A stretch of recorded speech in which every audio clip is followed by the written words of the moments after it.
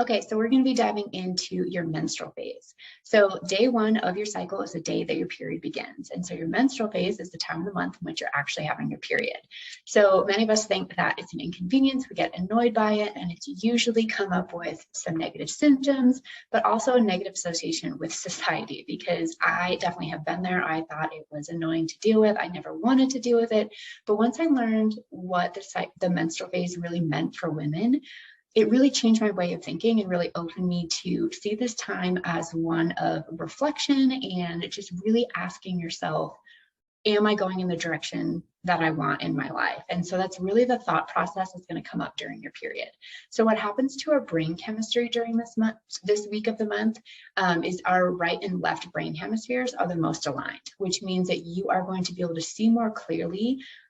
Are you being the person that you want to be? Are you living in the area that you want to be in? Are you in the right environment that you want to be in? Are you spending time with the right people? Are you in the right job? So you might notice, like, during your period, you just kind of have these big life questions basically that you're asking yourself, and it can get really overwhelming because all at the other times of the month you don't have the same access to this clarity that you have during your cycle, during your period, and it's because of your brain hemispheres becoming aligned. So think of it as your analytical and your creative sides colliding. So it can be a really great time to challenge yourself and just ask, like, those hard questions and just kind of sit with the answers and sit with, am I basically leading the life that I want? And really dive into, if the answer is no in whatever area, it's a great time to journal and be able to ask yourself, well, what needs to change? So it's a really great opportunity to just gain that clarity of what little steps you can be changing, what little things you can be doing to make yourself feel happier all month long. And it's just basically the overall theme of your menstrual phase is a time of reflection. So naturally your energy might feel a little bit lower, and your mood and your sociability, essentially, you turn more inward. So you want to spend more time alone. You want to sit with yourself and have those deep thoughts. Usually what I notice with women when they're having a lot of resistance, and this is certainly how I felt when I first got started, because I didn't necessarily want to pay attention to the messages coming forward. I didn't want to have to deal with them. So I kept burying and pushing them down. And that creates a lot of emotional overwhelm, because basically your body and your brain is trying to guide you to where you're supposed to be. Your body always wants you to be happy. She is basically here guiding us at all times. And so your menstrual phase is this beautiful time of the month to be able to really project yourself and your life in the direction where you're going to be the most fulfilled. And so there might be times where you just can't explain it. You're like, I just don't know what this is yet. And so basically the energy can be to just sit with it and just honor those feelings and allow them to wash over you. And you'll notice that you'll feel more like emotionally cleansed.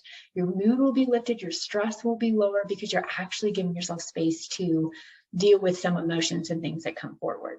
So you might also notice that you might have had a problem that every single month keeps coming up, and you don't really think about it until basically you're having your period.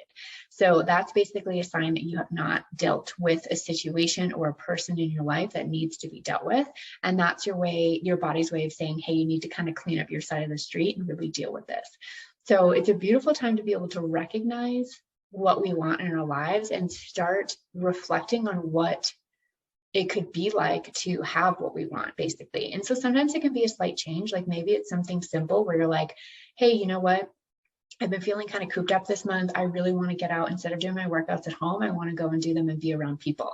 So that week you can, research new fitness classes or studios that you want to try, or new fitness programs that you might want to try, and then actually sign up for it. So it could be something as simple as that. One in my life was, my husband and I moved to Colorado from San Diego, where we had been living, and we had been looking to buy a house in California. And I just kept noticing this resistance coming up. And I was like, I just don't know if I feel as happy here as I think I should be. And so I would use my menstrual phase as a time to dive into that resistance of like, well, what isn't right here? And so basically, I'm from Massachusetts. I grew up with change of seasons. I had been in California for 10 years. And I was like, I'm just not feeling the same excitement over California as much as I love it. I met my husband. It's where we had our first child. It's where we got married, like just so many beautiful things about California. And I was like, I just can't shake this thought of Colorado that keeps coming up. So you might have these things that you're like, wow, I've just constantly thought about this in certain periods of my life, but I never dived into it. So your menstrual phase could be a time to just explore what is essentially coming forward for you, which is a beautiful thing to be able to do. And it's helped me with work to be able to start my business called Balanced Bombshells. It helped me, understand, is this person right for me when I was, meeting my husband and getting married. It was, letting go of relationships, even from friendships that had run its course, it was definitely like, how can I balance my body? Because I want my mood to be better. I don't want to have menstrual cramps. I don't want to have migraines. I don't want to have all these negative symptoms that come with having our period. So it's a great time to just really sit and honor yourself. And I know it can feel uncomfortable, which is why I'm here for you, because I've been through the process. I help women go through this process every single day. I absolutely love it. And just to be able to align you with your body and really see your menstrual phase as a time of empowerment and really help guiding you to where you're supposed to be is such a beautiful thing about the female body. So your menstrual phase lasts for about 3 to 7 days. That all depends on each woman and each woman's cycle length, so we can't all be different here. And then most women probably hover around like 4, 5, 6 days. I've had clients where, they used to have like a longer period and then it would get shorter the more they balance their hormones. So you might notice too, as you're making these advances in your health, that your period actually becomes less painful, shorter, lighter, just that much more enjoyable and something that you can manage. So for some tips on lifestyle, food, and fitness changes that you can make. So as I mentioned, your energy might naturally be lower. So it's a time to just kind of step back, scale back in your life. How can you create more space in your calendar? Maybe you say no to more meetings and you just have more space where you can kind of work independently. So it's not saying that you can't work. It's just you might not be feeling as social and not want to have as many meetings.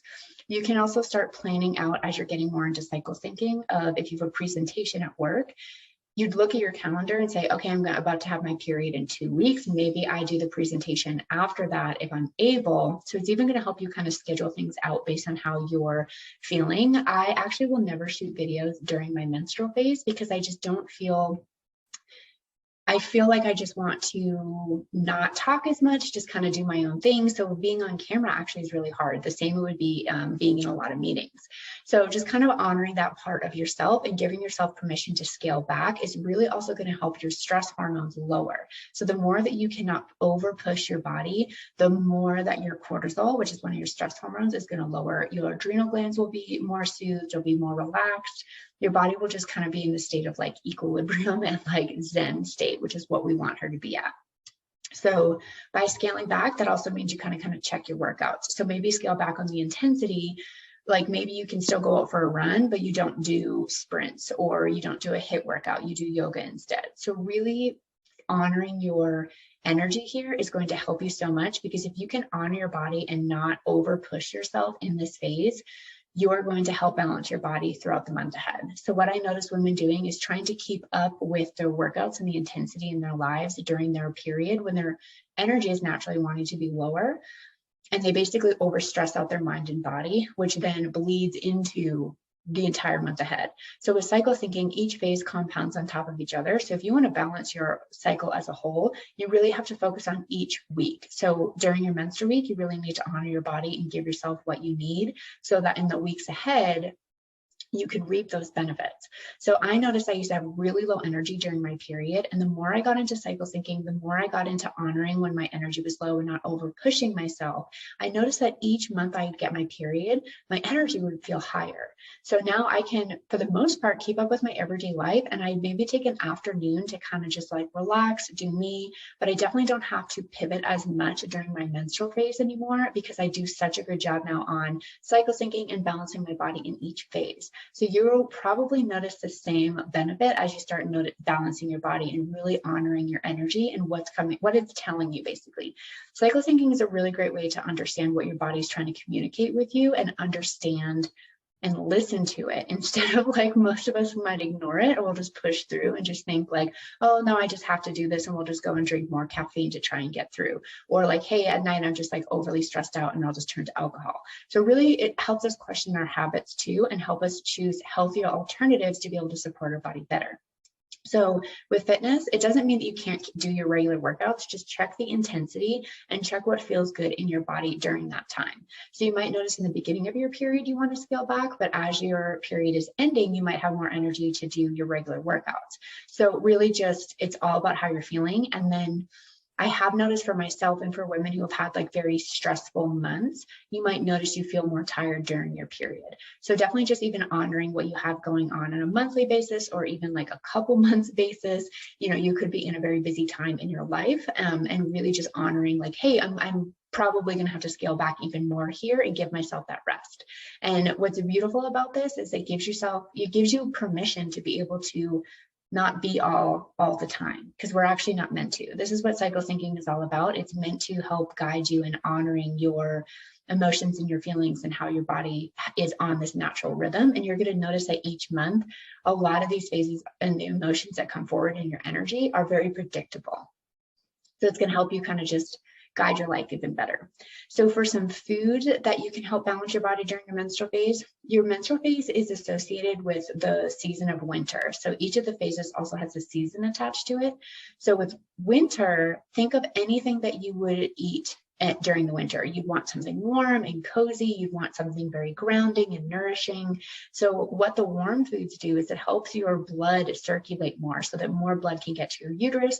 Basically, you're bleeding and you're letting go of no longer needed hormones, no longer needed blood and fluid that our body doesn't need. You're shedding the lining of your uterus and getting rid of the tissue that you don't need. So really think of anything warm and soothing that's going to help that process along. So if you've ever done acupuncture, it's all about getting the blood flow circulating, and getting that to our uterus is really important, because the more you can do that too, is it also lowers menstrual cramps. Menstrual cramps can come up from a variety of reasons. So one would be inflammation, another would be from blocked blood flow to the uterus. So basically she's like, hey, I need more oxygen here and I need that blood to be flowing. So with food, we can do that with warm soups, stews. You might notice, and I definitely notice this, like I try to eat very intuitively now for my cycle. So I'll be like, oh, I have stuff in the fridge to make a salad. It's quick and easy. And then like I think about it and I think about eating it. And I'm like, man, the thought of eating a salad right now makes me feel physically nauseous, which is my sign of like, I don't need that right now. And we don't need to eat salad every day to be healthy. Having a warm stew with vegetables and healthy protein and carbohydrates is just as nourishing, if not better, when we're having our period. So other foods you can do are blueberries that are going to help nourish your adrenal glands, watermelon that's going to help replenish some fluid lost when you have your period. Sea vegetables like dulse or kelp, those are also going to help replenish the vitamins that we lose when we're having our period. We really want to be able to kind of give our body back what we're losing. And then beets are really good. I like swear by beets. I personally don't like them, so I put them in a smoothie or I juice them. So beets are really good for creating more blood flow and oxygen in the body. And they're also really good at targeting the liver and helping reduce inflammation. So, excuse me, I always have my clients start using beets a few days before their period to kind of get some blood flowing, to kind of get some inflammation down. So you might notice you have a lighter period, less painful period. Beets are like a fantastic tool for that. You can put them in stews. You can create a hummus out of them. You can make them as chips and like eat them with another dip. My go-to favorite is in a smoothie, just because I personally don't like the taste of them, or reducing them, so you can get the same benefit. So those are just some foods that you can eat. So definitely thinking of other grounding, nourishing foods. So think of root vegetables like sweet potato or turnip. Those could feel really good. And then buckwheat, which is a gluten-free grain, it can also be really nourishing, and it kind of gives you back some nutrients that you lose when you're having your period. So those are some food and fitness tips. And then for lifestyle, we've kind of already talked about how to honor your energy. So anything you can shift in your life to give yourself more alone time. With my husband, when we were starting to practice this, we were dating at the time, and I would be like, hey, I'm about to get my period. If you want to go do a guy's night, if you want to go do your own thing, that would be fantastic. I actually don't want to talk to you. I just want to be alone. And so I kind of would, even just sharing it with the people in your life of like, hey, this is how I'm feeling. You can also like preempt them and tell them in advance so that you can create that space for yourself. I feel like the more we can plan and the more that we can talk to the people around us, that'll be helpful. And at work, like it's probably not going to be a thing where you're like, hey guys, I'm having my period. Unless you're like really close with the people you work with and you're open to that, you can absolutely do that. When I worked in an office, I did not feel comfortable doing that. So if anything came up or like anything after work or with meetings, I would just look at my calendar and just say, hey, you know what, I can't write then. And then I would just give them an alternative to do it at a time where I wasn't having my period and my energy would be higher in terms of dealing with people. So you can kind of use the same tool. So you don't have to like tell them, but you still give yourself space. And as long as you give them another option, they're not going to question like, why not, basically. So those are all about your menstrual phase, basically like how we're meant to be feeling, how we should be honoring our body, and some tips to help you get started.